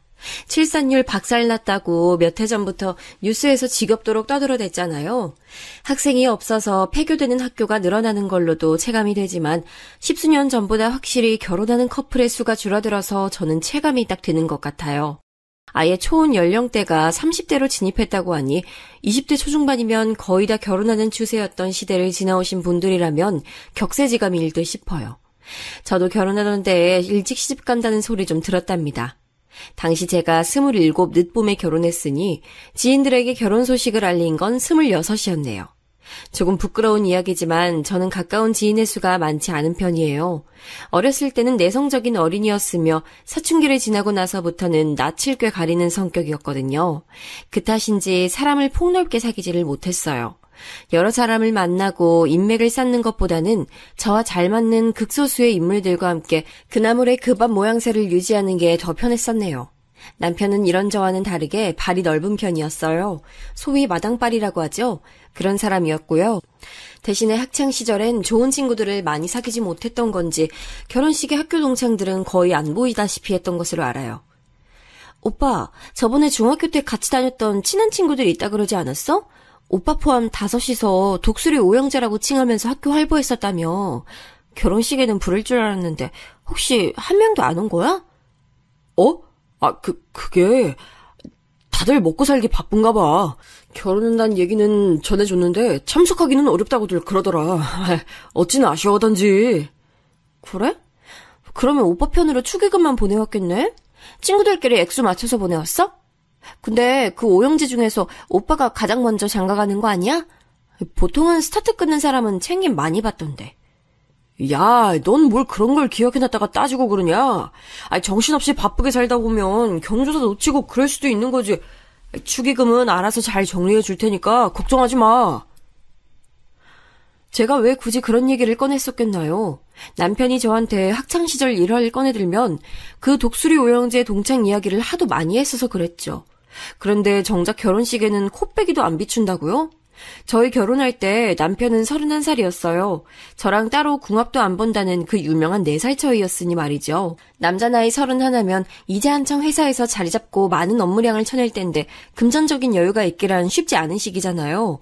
게다가 여러분, 살아보면 그렇게까지 안 친한 사람이라 할지라도 그 사람의 경조사를 안 챙기게 되기란 쉽지 않아요. 그렇지 않나요? 그래서 참 희한하다 싶어서 제가 고개를 갸웃했었네요. 그뿐만 아니라 그 정신없고 경황 없었던 결혼식장에도 제가 특이한 점을 포착했었지 뭔가요. 여기 뷔페 괜찮아 보이는데 못 먹고 가서 아쉽네. 결혼식 하객 알바가 다 그렇지 뭐. 식사 제공하는 경우는 거의 없어. 그냥 머리수 채워주고 호응해주고 사진 찍을 때 구석에 서주고 이런 걸로 일당 챙기면 끝이니까 얼른 가자고. 더 있으나 덜 있으나 일당 들어오는 금액은 똑같은데 빨리 자리 뜨는 게 이득이지. 남편 쪽 하객이었던 사람들이 자기들끼리 떠드는 소리를 제가 아주 우연히 접해버렸던 거예요. 세상에 결혼식 하객 알바라뇨. 그건 자기 결혼식에 부를 사람이 하도 없어서 고민되는 신랑 신부가 사용하는 최후의 카드나 다름없거든요. 돈 주고 자기 하객인 것처럼 와줄 사람을 고용하는 거예요. 그런데 남편이 하객 알바를 썼더니 믿어지지가 않았어요. 결혼식 일주일 전에도 저한테 이렇게 말했던 사람이었으니까요. 채연아, 결혼식 때 몇 명 안아줄까봐 걱정하고 있는 거 아니지? 청첩장 인사 나왔을 때 네가 한숨 쉬었던 게 생각나서. 아니야 오빠, 별로 걱정 안 해. 어차피 올 사람들이 딱 정해져 있어서 그런가 봐. 나 인맥 넓지 않은 거 모두가 아니까 딱히 민망하진 않아서 다행이란 생각 중이야. 그래, 잘 생각했다. 너 걱정할 필요 없어. 내가 인맥이 워낙 넓잖아. 신부 하객이 부족하다고? 그러면 신랑 하객을 그쪽으로 옮겨버리면 돼. 나만 믿어. 내가 오죽 마당빨이냐? 내가 인심과 인망의 제왕이야. 그 호언장담을 들으면서 즐겁게 웃었던 제 자신이 떠올라서 어처구니가 없었죠. 저와 길지 않은 연애를 하던 동안에도 남편은 늘 저한테 제가 사람 사귀기에는 성격이 별로라 그랬어요. 대신에 자기처럼 포용력이 드넓은 남자를 만났으니 저의 단점을 보완해서 좋은 기운을 내고 있다고 강조했었죠. 어찌나 자기가 성격이 좋고 인맥 많고 모두의 선호를 받는 인기인임을 강조했었는지 몰라요. 그런데 제가 그걸 다 믿었습니다. 그렇다고 말하면 정말로 그런 줄 알았으니까요. 남편이 제 안에 쌓아온 견고한 좋은 성격을 가진 인기인이라는 이미지가 가장 처음 깨졌던 순간이 바로 결혼식장이었던 것이죠. 하객 알바요? 생각해 본 적도 없었고요. 남편은 심지어 하객 알바들을 꽤 불렀음에도 제 쪽 하객보다 숫자가 더 적었어요. 저는 인맥이 아주 좁았지만 대신에 그 사람들이 모두 참석해줬고요. 부모님의 지인분들 그리고 친척분들이 빼곡하게 와주신 게 유효했지요. 이상하다. 분명히 친척들의 숫자가 꽤 되는 집안일 텐데 왜 그렇게 친척분들이 안 보이지? 결혼식 전에도 친할머님 외에는 내가 뵌 적도 없고 참 이상하게 느껴지네. 반면에 제 시댁이 된 남편의 집안 쪽은 친척분들이 거의 안 보였어요. 제가 오죽하면 결혼식 당일에 가장 혼이 쏙 빠져있다는 예식의 주인공 새 신부였음에도 그 점이 너무 이상한 것 같아서 머리에 면사포 쓴 채로도 고개를 갸웃갸웃했었을까요? 남편이 저한테 친척들 얘기도 정말 자주 해줬었는데 결혼식 전에도 인사드릴 자리가 없었고 결혼식 날에도 코빼기를 비추지 않으신 그분들은 대체 어디에 존재하는 것인지, 혹시 남편의 얘기 속에만 존재하는 것인지 정말 궁금했습니다. 아무리 그래도 집안 식구의 결혼식에 안 온 건 이상하잖아요. 그런데 나중에 알고 보니까 다 이유가 있었던 거예요. 왜 하객 알바니 친척들 불참인이를 들먹이면서 자기를 창피하게 만들냐며 되려 적반하장으로 나왔던 남편의 앞에서 저는 결혼식 날에 기가 좀 살았던 것이 비록 좁은 인맥이지만 전원 참석했다는 것과 더불어서 저의 가장 절친한 친구가 축의금을 20만 원 내면서 결혼식장에서의 자잘한 일들을 모두 거들어줬단 것이었어요. 미진아, 정말 고마워. 역시 너밖에 없구나. 내가 친구와 가나는 정말 잘 둔 것 같아서 나 지금 눈물 나오려고 그래. 새 신부가 눈물 흘려봤자 비싸게 돈 주고 받은 신부 화장만 번져. 괜히 울지 마. 나는 네 가장 친하고 가까운 친구로서 당연히 해야 할 일을 한 것뿐이니까. 저를 든든하게 다독여줬던 친구 미진이는 결혼 당시 기준으로 봐도 10년이 넘게 인연을 유지한 진짜 백이 제 사람이었어요. 인간관계를 좁고 깊게 만드는 저 같은 유형의 분들이 또 계신다면 공감이 가시겠지만 이런 사람에게는 오랜 세월을 함께 알고 지내온 유별난 존재가 꼭 하나씩은 있다죠. 그런 존재와 특별하게 마찰을 빚는 불상사가 일어나지 않는 이상 꾸준히 인연을 이어가게 되어 있거든요. 제가 결혼 소식을 가장 먼저 전했던 대상들 중에서 가장 1순위로 가까웠던 이를 뽑는다면 고민 없이 저의 가장 오래된 인연인 미진이었습니다. 중학교 1학년 때 같은 반으로 배정된 것을 계기로 인연을 쌓게 됐죠. 제가 미리 말씀을 한번 드려놓자면요. 남편 외에 저로 하여금 이렇게 사연까지 쓰게 만든 큰 요인이 미진이라고 볼 수 있어요. 미진이와 저는 정작 중학교 1학년 때 친하게 지내진 않았어요. 인사나 주고받는 같은 반 친구일 뿐이었죠. 저는 소심하고 조용했지만 편한 친구에게는 농담을 먼저 거는 모습을 지니고 있던 학생이었고요. 미진이는 반대로 학교에서 잘 놀 줄 아는 무리와 어울리며 존재감을 과시하는 학생이었어요. 여러분도 아시겠지만 학교라는 세계 안에서는 부류가 정확히 나뉘잖아요. 그래서 저와 미진이는 속한 무리가 달랐기에 접점이 없었네요. 아마 당시에 미진이가 보기에 저 같은 애들은 재미없고 놀 줄 모르는 유치한 무리로 보였을 거예요. 공부에 매진하는 모범생은 아니지만 그렇다고 노는데 치중하지도 않는 어중이 떠중이, 그게 바로 저였죠. 그런데 존재감이 힘이 있던 제가 미진이랑 어떻게 엮였는가 하면 서로의 가정사를 우연히 알고 나서부터였어요. 그런 걸 보면 사춘기 나이 때는 확실히 공감대라는 게 중요한 것 같네요. 미진이네 집안은 당시에 그 부모님이 친척 어르신을 믿고 돈을 빌려주셨다가 못 돌려받으셨어요. 그 친척 어르신네가 아예 도망가 버렸거든요. 외국으로 몰래 떠났다는 사실은 이듬해가 되어서야 밝혀졌었죠. 지금도 이런 일이 왜 없겠는가 하냐마는 예전에는 야반도주라든지 남의 돈 떼어먹고 멀리 도망가서 숨는 일이 더욱 비일비재했던 듯 싶습니다. 그런데다가 미진이의 친오빠가 하필 그때 오토바이 사고를 크게 당해서 병원 신세를 한동안 졌었어요. 비극이라면 오토바이 사고의 가해자가 미진이 친오빠였던 거겠죠. 돈이라곤 먹고 죽을래도 없었던 때였건만 피해자 측에 보상을 해줘야 했던 상황이었으니 마침 그 오토바이 사고가 났던 데가 저희 집 근처였어요. 거기가 CCTV 사각지대였는데 그래서 미진이의 어머님께서 목격자를 찾는다고 열심히 두 발로 돌아다니시다가 저희 집까지 어느 날은 찾아오셨었죠. 아직도 생생히 기억하는 게 그 추운 날씨에 자주색 겨울잠바 차림으로 볼이 빨갛게 트셔서는 애타게 이런 걸 물어보셨던 어머님의 모습이에요. 저녁 시간에 대단히 실례합니다. 저기 혹시 13일 오후에 요 앞에서 일어난 오토바이 사고요. 목격하신 바가 있나 해서요. 그 오토바이 몰았던 게 저희 아들인데요. 아무래도 좀 억울한 측면이 있어서 그렇습니다. 간절한 어머님의 목소리와는 대비되도록 저희 집 분위기가 무척 썰렁했던 것으로 기억해요. 그때가 저희 부모님이 이혼 한 해 만회하면서 한창 싸우실 시기였거든요. 저라도 뭔가 적극적으로 반응을 해드리고 싶어서 그 현장을 보진 못했지만 목격한 이웃이 나온다면 꼭 알려드리겠다고 어머님께 말씀을 드렸었죠. 그런데 어머님께서 문득 제 차림새를 살피시더라고요. 제가 그때 집에서 학교 체육복을 입고 있었거든요. 어머, 우리 딸이랑 같은 학교 다니나 보네. 몇 학년이야? 우리 딸 이름 성미진인데 혹시 아는 사이인가 모르겠네.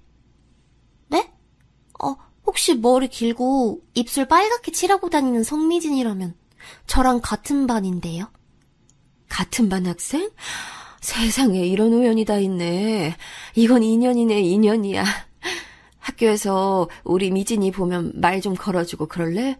요즘에 우리 미진이가 말도 못하게 힘들어하는 중인데 학교에서도 축 처져 있을까봐 자꾸만 걱정이 되네. 미진이가 집에 이런 일이 있는 줄 몰랐어요. 솔직히 친한 사이는 아니지만 앞으로 제가 잘 챙겨줄게요. 그러자 어머님께서는 제게 고맙다고 하시면서 제 머리를 두어 번 쓰다듬고 가셨어요. 사이 안 좋으신 부모님을 둔 저는 이런 애정어린 손길을 받아본 지가 몇 년 됐었기 때문에 기분이 이상해지더라고요. 학교에 가면 미진이한테 꼭 말을 붙여보고 잘 대해주겠노라고 다짐하는 계기가 됐죠. 이튿날 교실에서 미진이에게 다가가서 자리에다가 작은 과자를 놔줬어요. 집안일 들었다고 너무 우울해 있지 말고 힘내라는 쪽지와 함께 말이에요. 그랬더니 그걸 발견한 미진이가 황급히 과자랑 쪽지를 자기 가방에 넣고 숨기더군요. 저랑 눈이 마주치자 살벌한 눈빛을 보내오길래 제가 움찔해서 고개를 숙이고 말았던 기억이 나네요.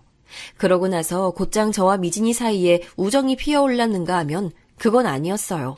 오히려 어색함이 감돌았죠. 그때가 1학년이 끝나갈 때였고 금세 2학년으로 진학했는데 이번에는 옆반이 됐어요. 그리고 얼마 안 지나서 알게 된 소식. 학교에서 잘 나가는 무리에 속해 있던 미진이가 따돌림을 당하기 시작했다는 얘기였습니다. 반 친구들에게도 은근히 배척당해서 외톨이가 된 모양이었어요. 미진이네 반이랑 합동체육 시간을 가졌었는데 여자애들끼리 피구 시합이 진행되자 가장 먼저 미진이가 공에 맞고 나가더군요. 그 반의 여자애 몇몇이 킥킥대고 있었고요. 고개를 푹 숙인 미진이는 그대로 운동장을 벗어났는데 아무도 찾지 않았어요. 저는 일부러 공을 맞고 탈락한 뒤 학교 건물 뒤편에 가서 쭈그려 있던 미진이를 찾아냈죠. 옆에 앉아서 말을 걸어줬어요. 그렇게 저희 두 사람의 우정이 시작됐습니다. 나중에 알고 보니까 미진이네 집안 사정을 알게 된 애들이 어려운 상황에 위로를 건네진 못할 망정 우습게 보고 따돌린 것이었더라고요. 집에 돈 한 푼 없고 친오빠는 병원 신세라서 병원비도 빚지고 있는 주제에 감히 학교에서 잘난 척을 하고 다닌 것이 죄라고 그랬다네요. 이런 걸 보면 다 큰 어른들보다도 어린 친구들이 더 무서운 것 같아요. 배려심이 부족하니 아무렇지도 않게 잔인함을 드러내죠. 저는 따돌림 당하는 미진이에게 친구가 돼주었고 미진이는 가정 불화를 겪으며 마음이 불안해질 때가 많았던 저의 고민을 들어주는 상담사가 돼주었어요. 저희는 꽤 좋은 조합이었죠. 고등학교도 같은 곳으로 진학했는데 제가 친구들 사이에서 자리를 못 잡고 힘들어할 때 미진이가 도와줘서 버틸 수 있었던 것 같아요. 저는 미진이의 집안 사정을 아주 잘 알고 있었으므로 그 집에도 종종 놀러 갔었는데요. 안 좋은 일이 여러 차례 닥치면 마음이란 게 버티기 힘든가 봐요. 미진이네 부모님께서는 끝내 이혼을 하셨고 오토바이 사고 후유증으로 고생하던 그 친오빠는 먼 친척분이 사시는 시골 마을로 내려갔어요. 앞으로 자연을 벗삼아 느릿하게 살겠다고 하면서요.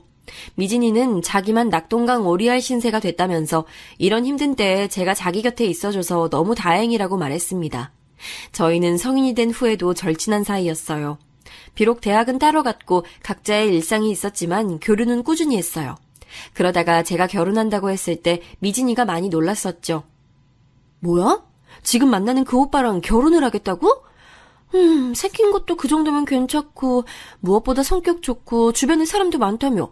근데 그런 사람이 너랑 하겠대? 결혼을? 왜? 뭐 때문에? 나는 오빠 같은 사람하고 결혼하면 안 돼? 그렇게 오래 만난 건 아니지만 서로에 대해 확신이 있어서 결혼하기로 했어.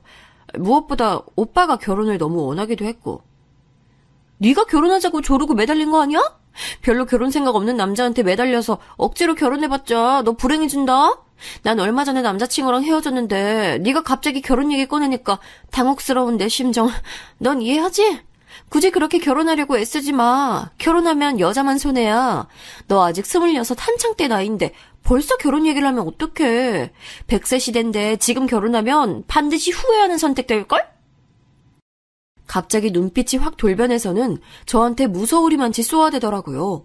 제가 아는 미진이가 아닌 것 같아서 그때 좀 당황했어요. 놀란 나머지 말문이 막혔었고 어영부영 자리를 떴었죠. 그리고 이튿날 미진이가 저한테 사과를 해왔어요. 자기가 그때는 감기 기운이 있어서 헛소리를 좀 했대요. 저는 그런 줄 알고 다행이다 싶어서 넘겼었고요. 저의 결혼 과정에서 가장 많은 참견을 해줬던 미진이는 축의금으로 20만 원을 냈고 신혼여행 떠나는 저에게 이런 말을 남겼어요. 나 얼마 냈는지 알고 있지? 비단 금액뿐만 아니라 내가 너 결혼하는 거 도와준답시고 그간 온갖 고생하면서 뺑이 친 거 생각하면 그건 엄청난 값어치라고 생각해. 신혼여행 다녀오면서 나 잊으면 안 된다? 그건 자기 선물 비싼 걸로 사오라는 은근한 압박이었죠. 하지만 그때는 전혀 기분이 안 나빴어요. 제게 해준 것 이상으로 제가 해주고 싶은 마음이 있었고요. 신혼여행지에서 미진이한테 줄 선물을 열심히 고민하면서 물색했었네요. 저희 부부가 돈이 많았던 건 전혀 아닙니다. 저희 집안 수준이 아주 평이했고 제 소득 수준 역시도 중소기업 신입의 평균 연봉에 준하였으니까요. 남편은 연애하면서 금전적인 어려움을 겪어본 적이 없다며 자랑을 몇 번 했던 것과는 달리 결혼 준비에서부터 그 허접한 미천을 다 드러냈기에 이쪽 역시도 돈이 많진 않았네요. 참고로 남편 집안에 현금은 없으나 경기도 변두리에 땅을 300평 정도 갖고 있으니 나름 땅 부자라고 주장했습니다. 그렇기에 자기가 결혼할 가치가 무척이나 넘치는 최고의 신랑감이라고도 덧붙였었네요. 아무튼 미진이의 선물로는 실용성 좋아 보이는 작은 가방과 명품 립스틱을 구매했어요. 남편이 옆에서 뭐라고 그랬었죠. 장난해? 아이, 가족한테도 그렇게는 안 사주는데 친구가 뭐라고 그런 큰 돈을 써. 그럴 돈 있으면 나 운동화 몇 켤레만 새로 사주지. 그냥 친구 아니고 특별하니까 그렇지. 오빠도 계속 나한테 그랬었잖아. 미진이라는 친구 유달리 눈에 띄게 내 주변에서 나타나는 것 같다고. 그만큼 나한테 많이 신경 써주는 소중한 절친이야. 내가 너무 갑자기 일찍 결혼하게 돼서 속으로는 서운해하고 있을 텐데 좋은 선물 사주고 싶어. 평생 기념이 될 거니까. 남편은 유난 떤다면서 돈 아까울 짓이라고 했지만 저는 아랑곳하지 않았어요. 신혼여행에서 돌아오고 딱 일주일 뒤 미진이를 만나 선물 증정식을 가진 저는 해맑은 미소를 지으며 반응을 기다렸어요. 돈 많이 썼다고 혹시 뭐라고 하는 건 아니려나 했지만 현실은 정반대였네요. 이거 뭐야? 총 얼마 들었어? 이거랑 저거랑 합쳐서 200도 안 들었을 것 같은데? 200도라니... 다 합쳐서 거의 180 정도 들었어. 사실 200인 셈이긴 한데 혹시 뭐 문제 있는 거야? 당연히 있지, 문제가. 내가 축의는 20만 원 한 거 너 몰라? 알잖아. 그럼 당연히 최소 10배로 나한테 갚아줘야 하는 거 아니야? 총 180? 야, 넌 왜 이렇게 계산이 애매해? 이왕 쓰는 김에 20만 원만 더 쓰지 그랬어. 난 진짜 못해도 200만 원은 쉽게 넘기는 명품 받을 줄 알고 내내 기대하고 있었는데 와, 너한테 내 가치가 겨우 이 정도였구나. 갑자기 힘 빠진다. 미진이가 한숨을 푹 내쉬자 저는 어쩔 줄 몰라 했었죠. 괜히 미안해져서 미진이에게 사과도 했네요. 미진이는 자기가 이미 실망해버렸는데 어떻게 되돌릴 수 있겠냐며 새침하게 제가 준 선물들을 챙겨서 일어나더니 저녁 잘 먹었다고 먼저 들어가 보겠다고 말을 남기곤 가버렸어요. 그 저녁밥값만 거의 10만 원 돈이었는데 말이죠. 다시 말씀드리지만 저 결코 넉넉한 형편 아니었어요. 하지만 둘이 만나면 거의 제가 더 내는 형국이었네요. 원래부터 그래왔기 때문에 그게 이상하다고 생각해본 적은 없었죠. 미진이에게 제가 더 배려하는 게 맞다고 생각하며 살아온 지가 너무나도 오래였던 거예요. 그런 와중에 제 결혼 생활은 금세 골치 아픈 형국이 되어 있었어요. 결혼식장이고 어디고 간에 시댁 쪽의 친척분들을 제가 뵙기 어려웠던 이유가 밝혀졌었죠. 알고 보니까 예전부터 시부모님이 하도 일가 친척분들에게 돈을 빌리고 나서 안 갚는 수법을 반복하신 탓에 신의를 다 잃었고 집안에서 배척당하고 있었던 겁니다. 자기 입으로 학창시절에 인기 많고 육회발랄했다고 많이 떠들었었던 남편의 동창들을 제가 찾아보기 힘들었던 이유는요. 이건 진짜 제가 우연히 알게 됐는데요. 그럴 만한 내막이 있었더라고요. 남편이 중학교 때 상습적으로 반 친구들의 가방에 든 현금, 비싼 필기류 이런 걸 훔쳐왔는데 한 번은 대판 잘못 걸려서 싹 다 들통났었대요. 이것 때문에 중학교에서는 안 좋게 찍혔었던 거고요.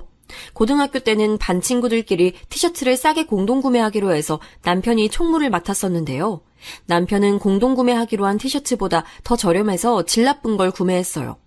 그럼 당연히 차액이 발생했겠죠? 이걸 자기가 다 먹었습니다.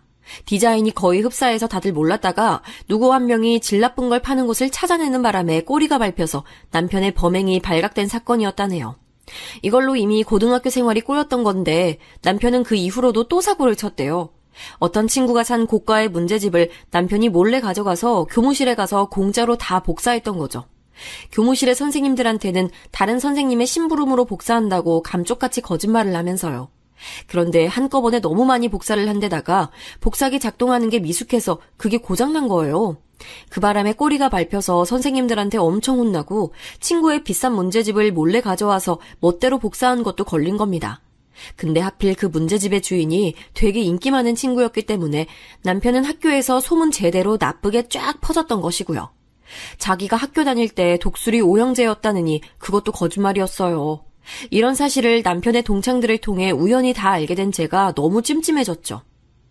대체 이 사람 뭐지? 이 사람 이래도 되는 거야? 내가 알았던 사람이 과연 맞을까? 남편은 과거에 철없던 잘못이라고만 하고 한숨과 함께 결혼 생활을 하던 제가 얼마 후에 다른 과거까지 알아버렸어요. 놀랍게도 그건 사기 전 거였답니다. 인터넷에서 물건 판다고 해놓고 구매자에게서 돈을 받으면 물건을 안 보낸 뒤에 사라지는 걸 반복했던 거예요. 군대 동기한테 허위로 투자 매물이 있다고 알려줘서 2천만 원 뜯어냈던 사건도 있었더군요. 그래놓고 군대 동기한테는 자기도 당했다고 돈 다 잃었다고 연기했었대요.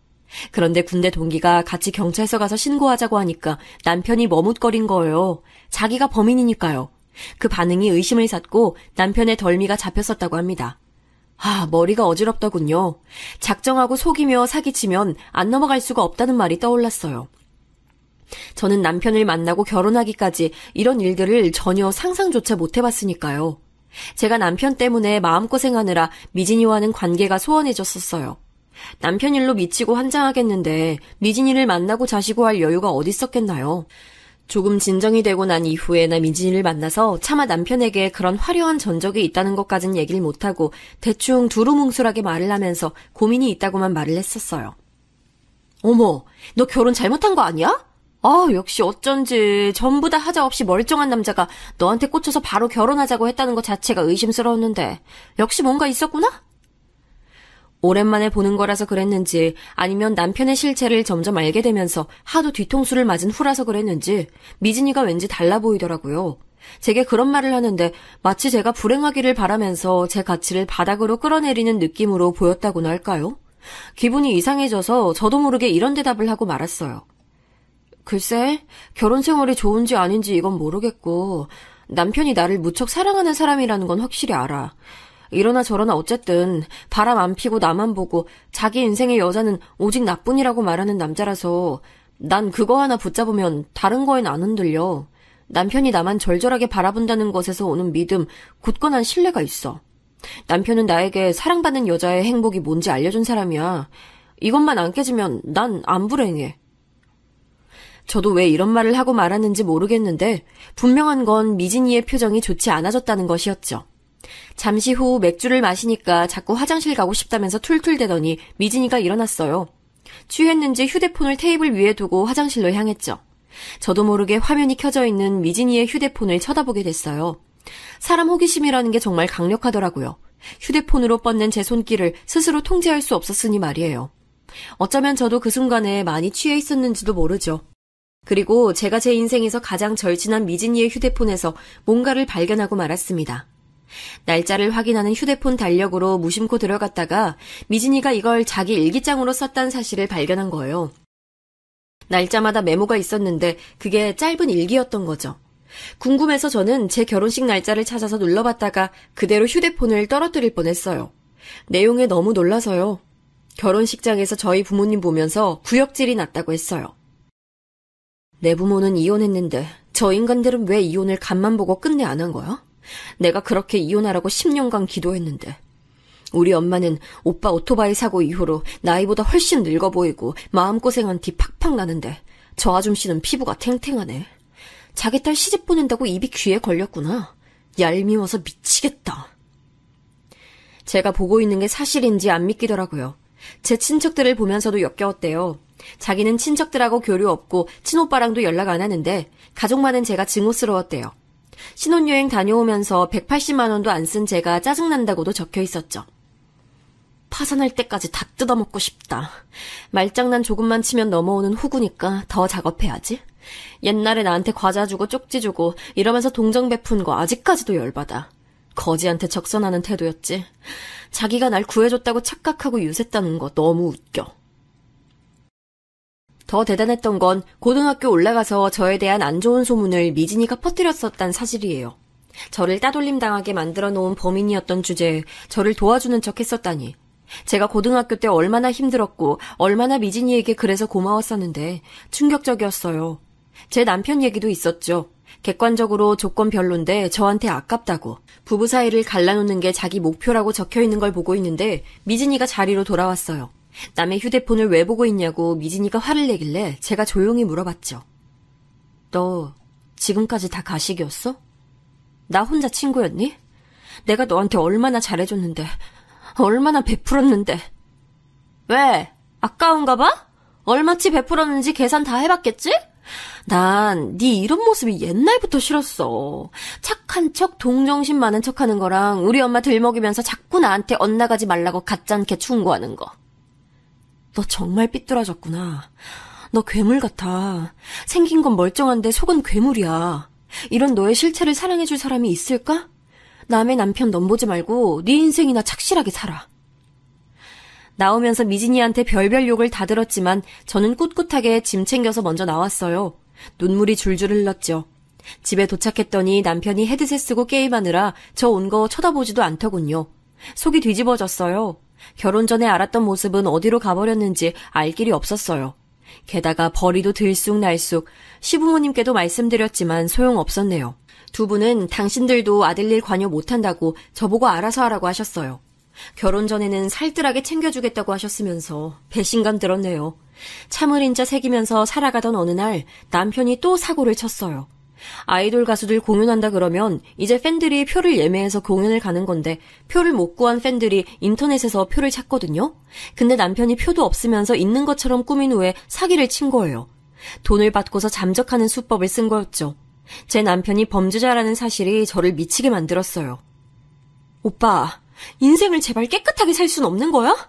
겉만 번지르르 한 것처럼 꾸며내고 거짓말하는 거 제발 그만해. 대체 왜 이러고 살아? 사람이 왜 이래?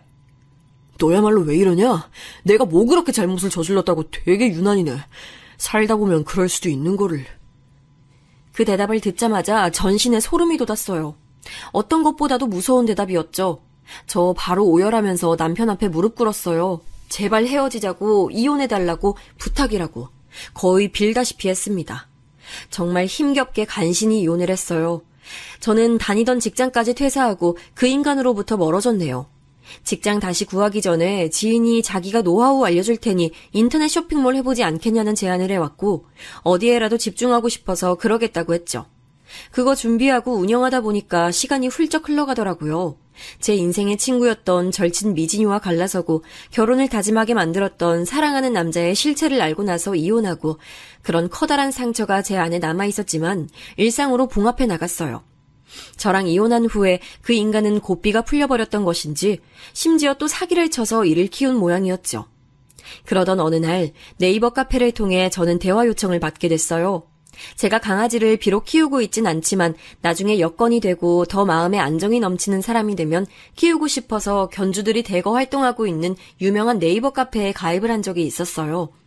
여기는 미진이가 알려줘서 가입한 곳이었고요. 미진이는 당시에 강아지를 몇 번 키운 적이 있었기 때문이죠. 자기가 키우기 어려워지는 상황이 오니까 시골의 먼 친척 집에 멋대로 강아지를 데려다 놓았다는 사실을 뒤늦게 제가 알고 정이 떨어졌던 일화도 있었네요. 아무튼 어느 날 네이버 카페 알림이 오길래 봤더니 누가 저한테 채팅으로 연락을 건 거예요.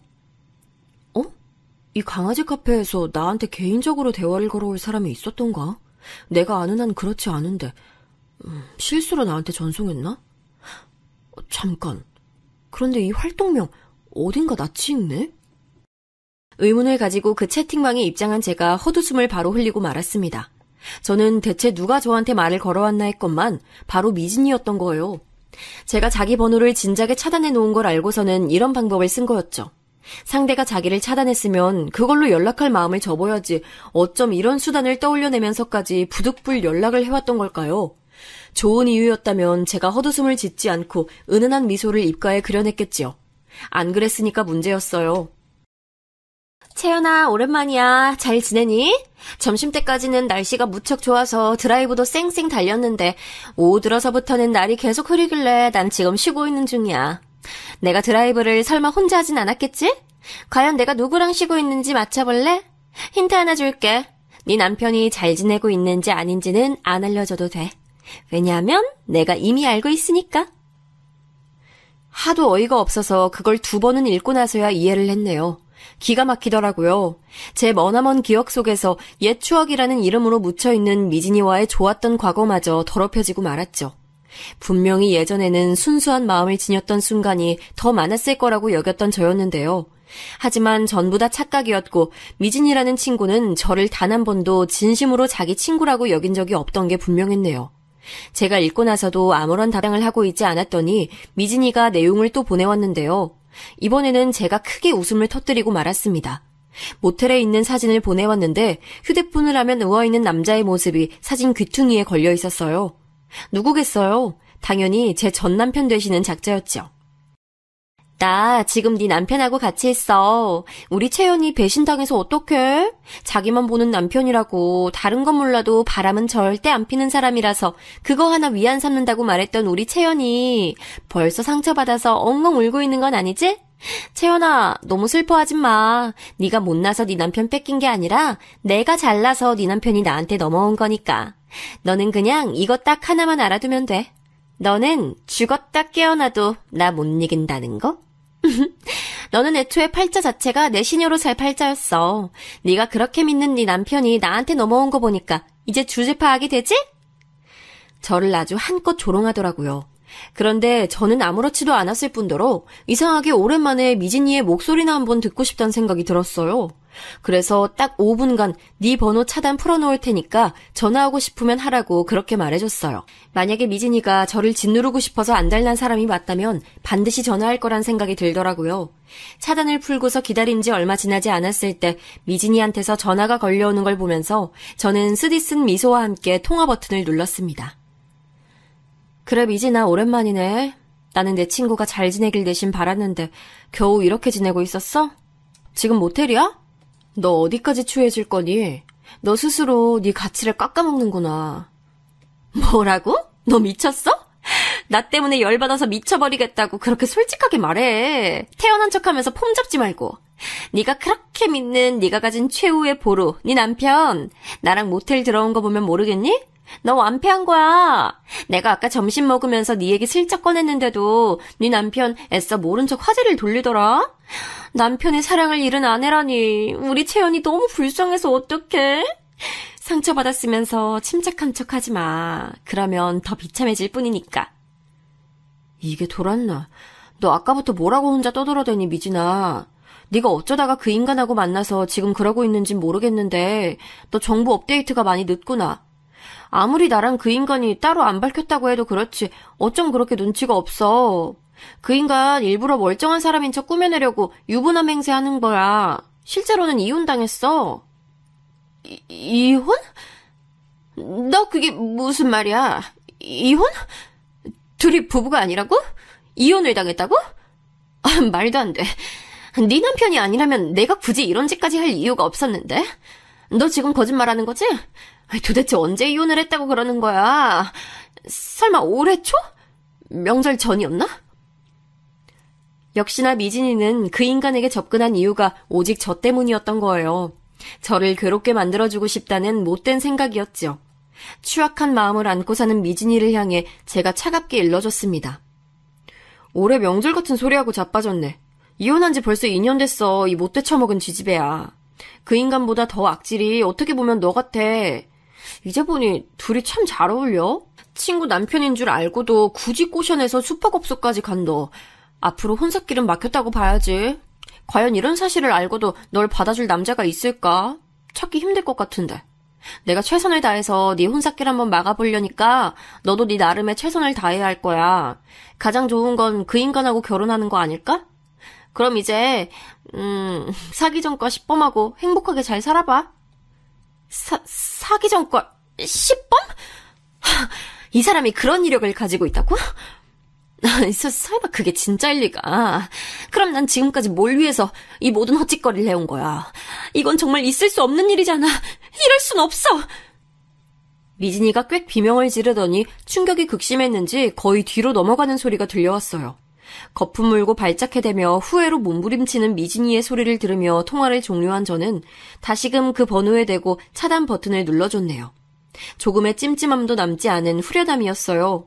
미진이가 제 생각보다 더욱 악랄하고도 집요했다는 사실에 가슴이 잠시 답답해지긴 했지만 금세 가셨죠. 제 인생에서 가장 큰 걸림돌이었던 두 사람에게 동시에 완벽한 작별 인사를 해낸 기분이라서 묘한 뿌듯함도 들었네요. 먼 과거 속에서만큼은 저의 좋은 친구였다고 애써 과거를 미화했었던 저는 그 짓을 그만뒀죠. 그러고 나니까 속이 개운해져서 앞으로 제가 만들어갈 새로운 인연들에게 쏟을 에너지를 보충할 수 있었답니다. 그 후로 그 두 작자들은 어떻게 됐냐고요? 당연히 붙어먹었던 것을 중단하고 갈라섰죠. 그 인간이 미진이한테 둘이서 몇 차례 데이트하는 동안 자기가 냈던 금액을 돌려달라면서 따졌었다네요. 정말 여러 방면으로 찌질한 놈 같아요. 저한테 이혼당하고 나서 더욱 악에 받쳐 사느라 절이 된 듯 싶더라고요. 제대로 찌질한 놈한테 잘못 걸린 미진이는 노이로제 걸려서 마음고생 심하게 하느라 직장도 그만뒀고요.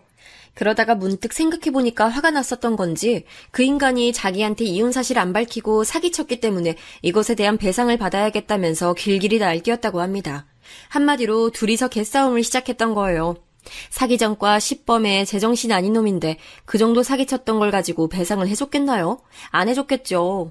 하지만 미진이도 만만치 않은 악발이었기 때문에 끊임없이 배상을 요구하며 고소하겠다고 길길이 날뛰었고 그 때문에 일상에 지장이 생긴 그 인간도 한동안 무지막지하게 시달렸다는 후문을 들었네요. 그로부터 몇 달이 더 지났을 때 미진이한테서 연락을 받았었어요. 기상천외한 방법을 써서라도 저한테 연락을 해온 걸 보고선 내심 그 집요함에 놀랐었네요. 무슨 볼일인가 했더니 저한테 사과를 하고 싶다 그랬습니다. 내가 정말 미안했어. 미쳤었어. 진짜 제정신이 아닌 채로 살아왔던 거야. 나를 진정으로 위해주고 아껴주는 친구는 너뿐이었는데 내가 왜 그랬을까? 진짜를 알아보지 못한 바보 같은 내 자신이 원망스러워. 너랑 행복했던 기억들이 너무 많아. 이대로 우리 영영 절교한 채 남은 인생 살아가기는 너무 슬프고 아쉽지 않니? 나만 그런 거야? 채연아, 부디 서로의 과오를 덮어주기로 하고 우리 앞으로는 더 진한 우정 다져보자. 서로의 과오라니? 네 과오는 너도 알고 나도 아니까 넘어가고 그럼 내 과오는 뭐였는데? 너만 잘못을 저질렀던 걸 가지고 괜히 나까지 끌어들여서 함께 잘못했던 걸로 위장하려는 건 아니지? 미진아, 수지가 맞아야 일을 진행하는 건데 이건 나한테 너무 불공평하잖아. 내가 너랑 다시 우정을 쌓아보고 싶겠니? 친구 사이에 수지가 맞아야 한다니, 불공평하다더니 그런 소리를 왜 해? 나 너무 섭섭하다. 난 너랑은 진짜 그런 거 안 따지고 싶어. 우리 아무것도 상관 말고 다시 좋은 친구 사이로 돌아가는 것만 생각하면 안 될까? 그래, 네가 정 그렇다면 나도 좀 흔들리네. 그래서 말인데 미진아, 이거 하나만 정확히 대답해주라. 너 혹시 만나는 남자 생겼니? 아니면 남자 소개라도 받았어? 선짜리 들어온 거야? 지금 그래서 내가 너 결혼 준비라도 하게 됐을 때 네 과거 꽈발리고 해방 놓을까봐 미리 나한테 작업 쳐놓는 거야? 그건 아니겠지? 그러자 미진이가 침묵만 지켰어요. 그 잘난 뚫린 입으로 저한테 각종 변명을 늘어놓고 싶은 모양이었으나 너무 정곡이 찔린 나머지 당황해서는 그대로 굳어버린 거였죠. 마치 니까짓게 자기의 그런 수를 어떻게 읽은 거냐고 그 순간에 미진이는 저한테 화를 내는 듯 했답니다. 저는 조용히 대화를 종료했고 미진이는 마지막에 제게 무어라 핑계를 대려고 했으나 분하다는 기색으로 그만뒀어요. 그걸로 끝이었죠. 우정 아닌 우정을 공유했던 관계에 진짜 종지부를 찍는 날이었어요. 그 후로는 연락이 아예 없었네요. 이혼한 남편과 절교한 절친, 그 두 사람은 분명히 제 인생에서 가장 존재감 넘치는 족적을 남긴 이들이었어요. 그렇기에 그 흔적을 안고서 씩씩하게 제 일상을 살아가는 날들이 정말로 아무렇지 않게 태어나기란 쉽지 않았으나 저는 그럼에도 앞만 보며 나아갔네요. 판매 수준이 늘 평이해서 걱정이었던 제 쇼핑몰은 점점 확보된 단골 고객들이 충성 고객들로 성장함에 따라 규모가 커져갔고요. 지금은 남부럽지 않을 정도가 됐네요. 다시 새로운 사람을 만나서 시작하는 것이 두렵기도 했었지만 현재는 진심을 다해 만나고 있는 남자친구가 있어요. 제 모든 사정을 다 알고 있는 사람이고요. 저보다 나이는 연하지만 생각하고 행동하는 것만 보면 연상처럼 느껴진답니다. 슬슬 결혼 준비에 들어간 상태라 그런지 요즘 따라 옛날 일들이 더 생각나네요. 새로 들은 소식이 있기도 했고요. 겹치는 지인이 아직 남아있어서 희미한 소식통은 존재했는데요. 전 남편인 그 인간은 사기치는 버릇을 못 고쳐서 웬 다단계 판매업을 시작했다가 거기서 만든 고객들 상대로 사기를 쳤고 일이 커지는 바람에 지방으로 도망갔대요. 행적이 묘연한 수준이라고 하는 얘기에 제가 고개를 절레절레 흔들었네요. 그런 인간과 큰 사건 만들지 않고 나름 조용히 이혼할 수 있었던 게 지금 보면 제 인생의 행운 같아요. 절친이었던 미진이는 사업하는 잘난 남자 만나서 결혼한다고 들었었거든요. 그런데 알고 보니 그 남자의 사업이란 것에 문제가 많았나 봅니다. 결혼 앞두고 구속됐대요.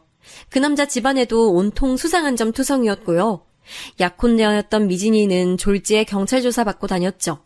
결혼하면 부잣집 사부님 될 줄 알고 돈 펑펑 쓰고 다녔었다는데 그 때문에 갑자기 빚쟁이 됐어요. 가방부터 신발까지 자기가 가진 모든 것들을 중고 판매 사이트에 내놓고서 열심히 팔고 있는 걸 본 게 마지막 근황이었답니다. 반쯤은 원치 않게 그들의 소식을 접했지만 저는 되는 대로 신경을 끄고 살려고요. 오롯이 제 과거 속에만 존재하길 바라요. 앞으로 펼쳐지는 제 미래는 분명히 과거보다 더욱 빛날 것이라고 믿으며 전 오늘도 파이팅 하렵니다. 제 얘기 들어주신 분들은 부디 진짜 백이 좋은 인연만 만나시기를 바랄게요.